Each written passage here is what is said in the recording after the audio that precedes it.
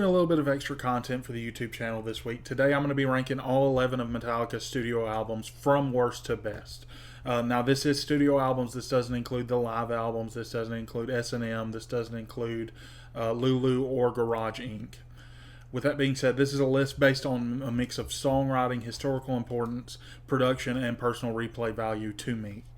From early thrash classics to more experimental records, we're diving into the full legacy of one of metal's most influential bands, Metallica. Kicking this list off at number 11, no surprise to anybody, it's Saint Anger from 2003. This was released after Internal Turmoil. Saint Anger was Metallica's most polarizing album. It was recorded during James Hetfield's rehab and the band's near breakup. This one was huge for the band in a negative way. It features raw production, no guitar solos, and a snare drum that drew major criticism due to it sounding like a trash can. Still, it captures the band's emotional state at the time.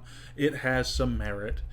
Frantic, Some Kind of Monster, and The Unnamed Feeling are the songs that I wrote down that stood out to me.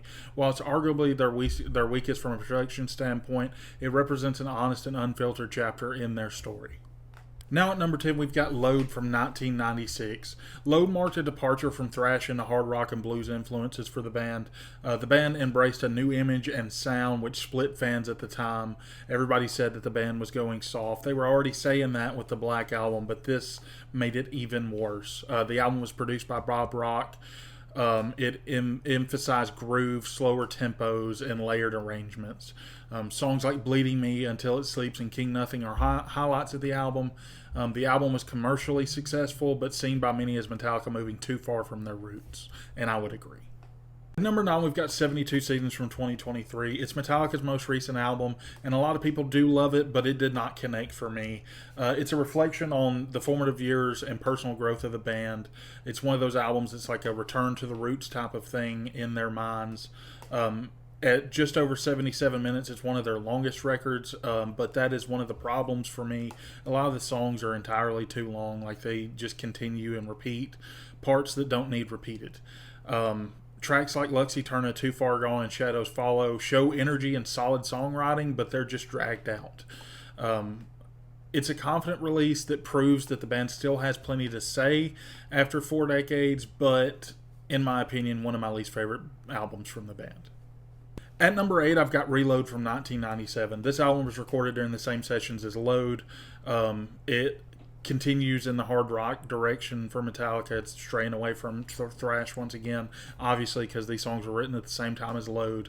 While they were all written at the same time, I like these songs more overall than Load.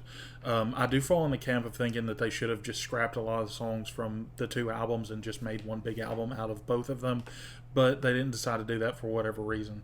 Fuel, The Memory Remains, and Fixer are standout tracks for me on this one. The album has its highs, but it has a little bit of inconsistency, just like Load does, especially in the second half of the album, but I do prefer it over the couple of albums that are below it. At number 7 is Death Magnetic from 2008. After years of experimentation, Death Magnetic marked Metallica's return to thrash. It was produced by Rick Rubin. It features complex arrangements, fast tempos, and aggressive energy. This Was Just Your Life, All Nightmare Long, The Day That Never Comes highlight a creative resurgence.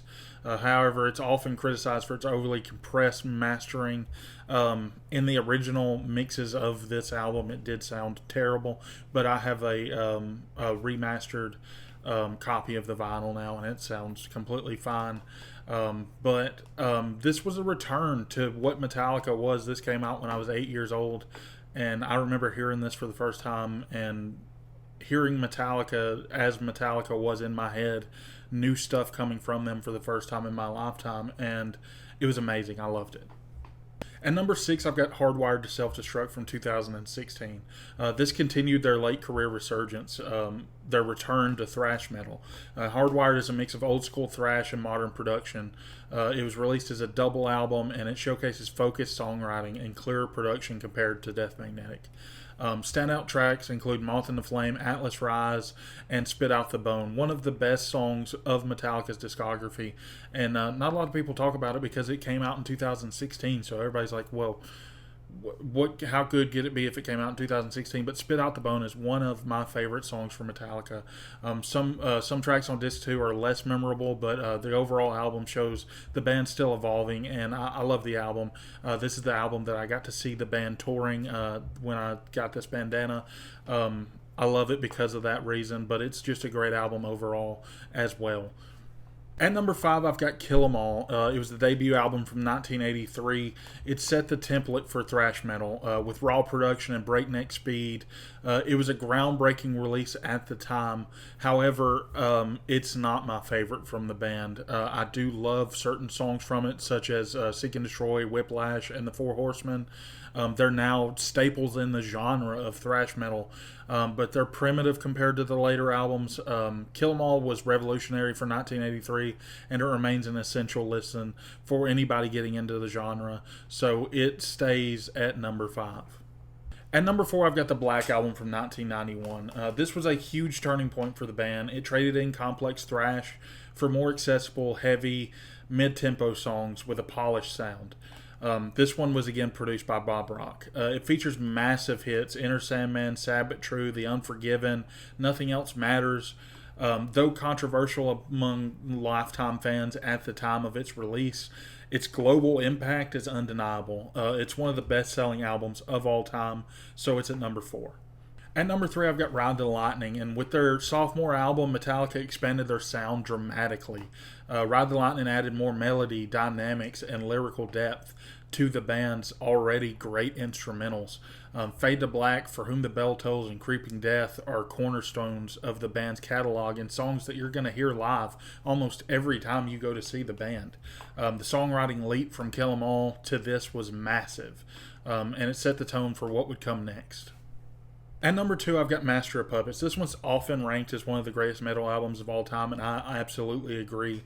Master of Puppets is Metallica at their peak. It balances technical skill, complex compositions, and powerful themes, from addiction to control and war.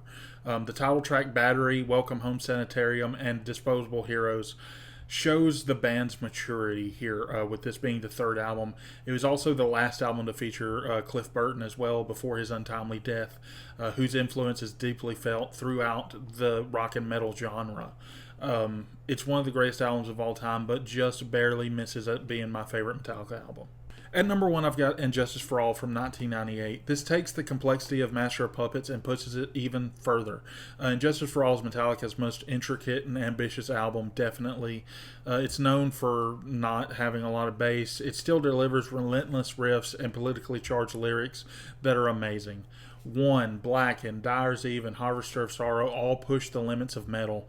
And despite the production choices, it's a dense, focused, and powerful album.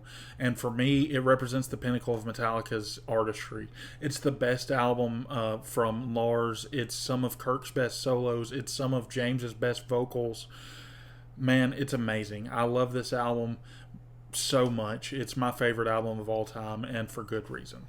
That's my ranking of Metallica studio albums, from Saint Anger to And Justice for All. Every record here has its place in the band's journey, and even the lower ranked ones have their moments. What's your list? Let me know in the comments, and let's keep the conversation going. Once again, as always, give me a like or subscribe if you enjoyed. Thank you so much for watching. Bye.